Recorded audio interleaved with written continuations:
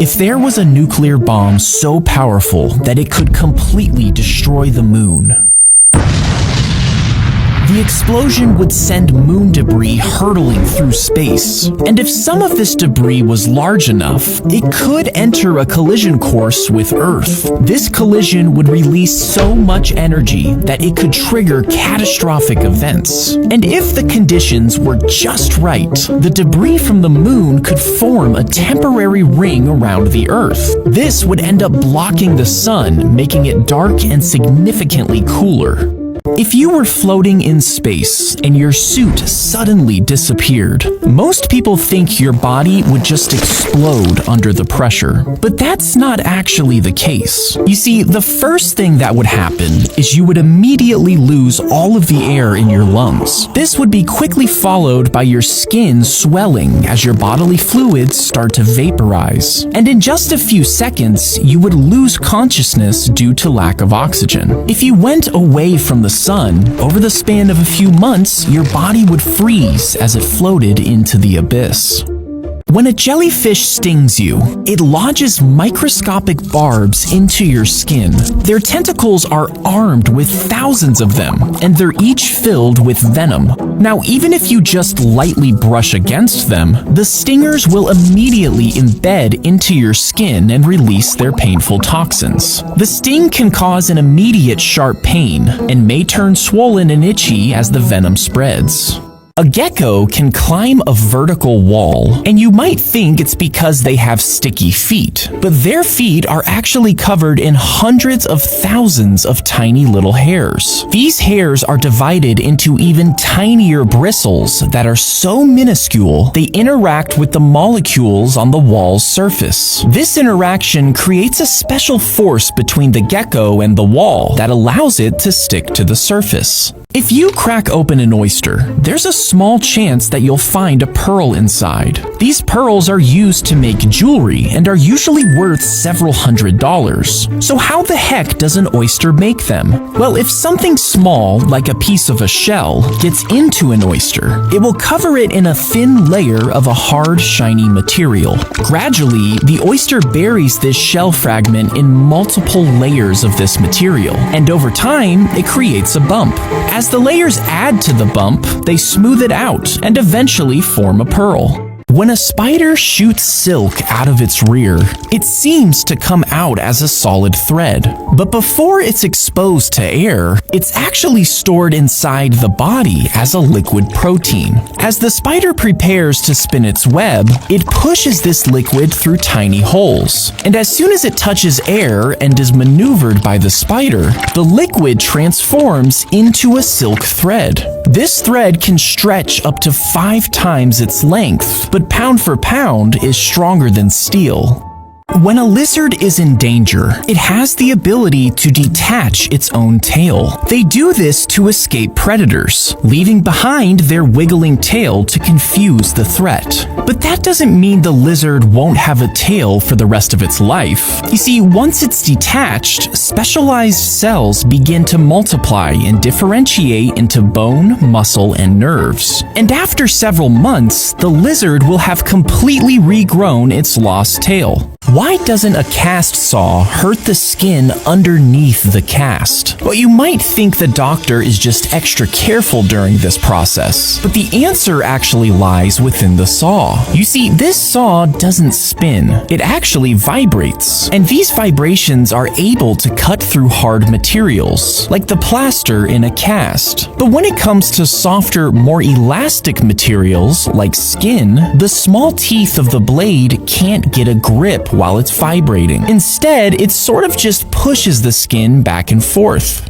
When a gnat flies into your ear, they didn't actually intend to end up there. You see, gnats are primarily attracted to the gas that we produce when we exhale, and your breath forms this invisible cloud around your head. It's this concentration of gas that draws in the gnats. While they search for the source, their erratic flight path usually ends up near your ear. And once they get a good sniff of your earwax, they'll continue further into the ear canal. If you looked inside of an active volcano that's about to erupt, you would see magma building up and gathering into a pool known as the magma chamber. Now, as more magma accumulates, the pressure inside this chamber builds dramatically. And when this pressure becomes too great, the magma forces its way up through fractures in the Earth's crust. It reaches the volcano's main vent and can sometimes explode out with force.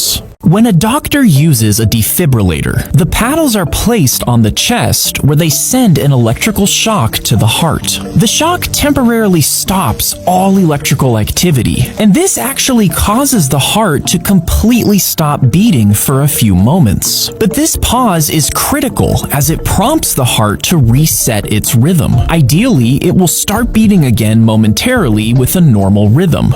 If you accidentally stepped on a stingray, it would quickly whip its tail over its body and sting you. At the base of their tail, they have a sharp serrated barb, almost like a dagger. And this barb is coated with a strong venom-producing tissue. When it pierces your skin, the venom is absorbed into your body, which causes an immediate intense pain, and in rare cases, it can be fatal.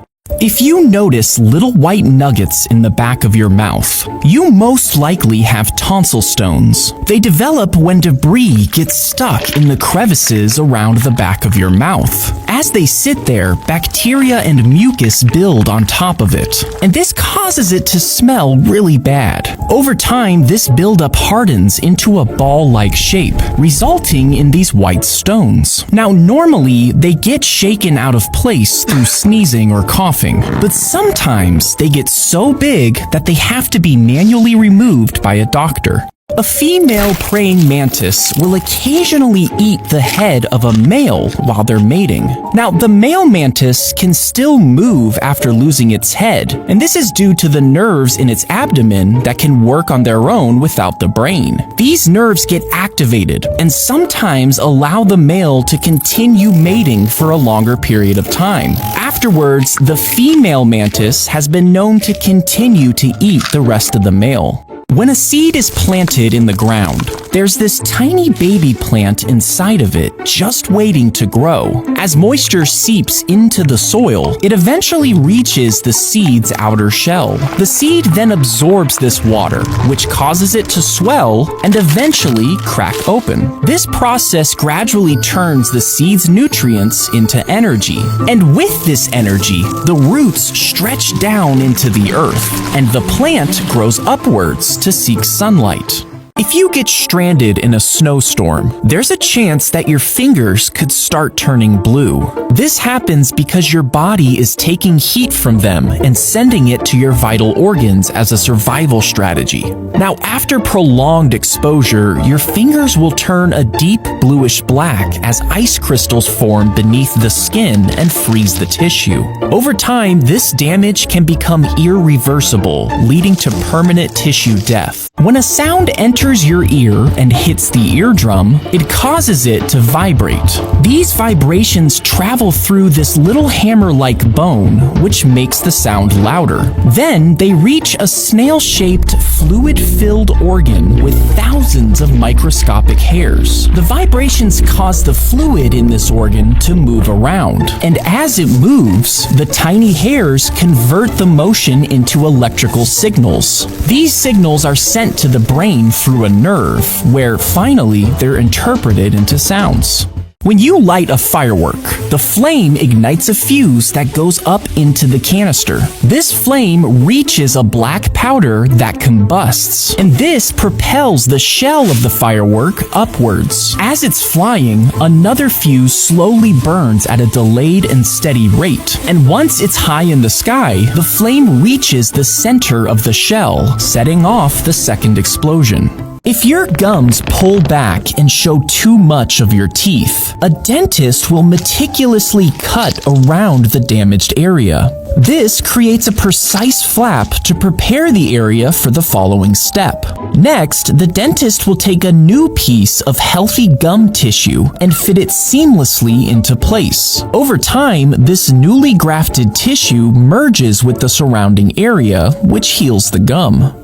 When an ant stings you, it releases these alarm pheromones from its abdomen. These pheromones are a signal to the other ants that it's time to attack, at which point they all start biting and stinging you simultaneously. And this is the reason you typically get more than one bite at a time. This collective response is vital for their survival, and it gives them the best chance against predators.